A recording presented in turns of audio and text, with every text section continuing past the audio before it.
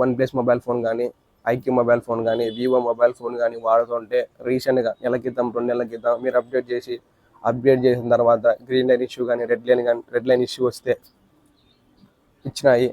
So ఫ్లిప్కార్ట్లో ఈ mobile phone తీసుకుంటారా?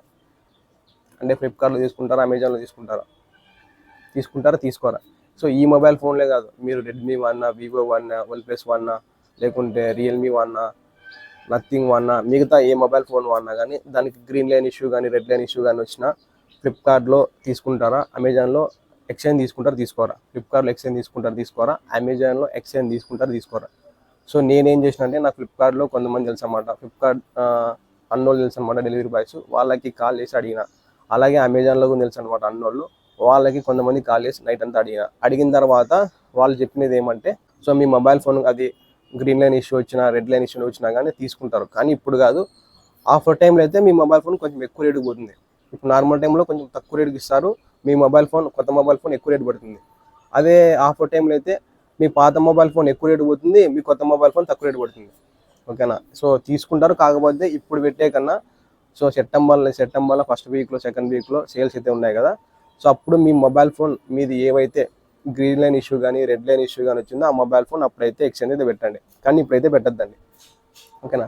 సో చాలా మందికి డౌట్లు అయితే ఉన్నాయన్నమాట, కన్ఫామ్గా తీసుకుంటారు. కాకపోతే ఒకటి, మీ mobile phone front side back side చూసేకి కొంచెం బాగుంటే చాలన్నమాట. అంటే సైడ్లకు డెంట్లు పడుకోకుండా పర్ఫెక్ట్గా ఉంటే చాలు. మీ మొబైల్ ఫోన్ లోపల పని చేయకుండా, సిమ్ పని చేయకుండా, మెమరీ కార్డ్ పని చేయకుండా, టవర్ వచ్చేది పని చేయకుండా ఇవేం పట్టించుకోరు అనమాట. కెమెరా పని చేసినా పట్టించుకోరు. కాకపోతే చూసేకి ఫ్రంట్ సైడ్ బ్యాక్ సైడ్ మీ మొబైల్ ఫోన్ డెంట్లు పడుకోకుండా పర్ఫెక్ట్గా ఉంటే తీసుకుంటారు. ఓకేనా? సో నేను అట్లా అనుకున్నాను అనమాట, తీసుకోరు అని. కన్ఫామ్గా అయితే తీసుకుంటారు. ఓకేనా? మీ మొబైల్ ఫోన్కి గ్రీన్ లైన్ ఇష్యూ వచ్చినా, అది మిడిల్లో వచ్చినా, సైడ్కి వచ్చినా, ఎడ్జ్కి వచ్చినా, ఎక్కడ వచ్చినా కానీ గ్రీన్ లైన్ ఇష్యూ మీ డిస్ప్లే మీద తీసుకుంటారు. గ్రీన్ లైన్ ఇష్యూ వచ్చినా తీసుకుంటారు, రెడ్ లైన్ ఇష్యూ వచ్చినా కానీ తీసుకుంటారు. కాకపోతే మీరు నార్మల్ టైంలో పెట్టద్దండి, ఆఫర్ టైంలో పెడితే మీ ఎక్స్చేంజ్ మొబైల్ ఫోన్కు ఎక్కువ డబ్బులు అయితే వస్తాయి. ఓకేనా? ఓకేనా? ఇదనమాట మెయిన్ మ్యాటర్.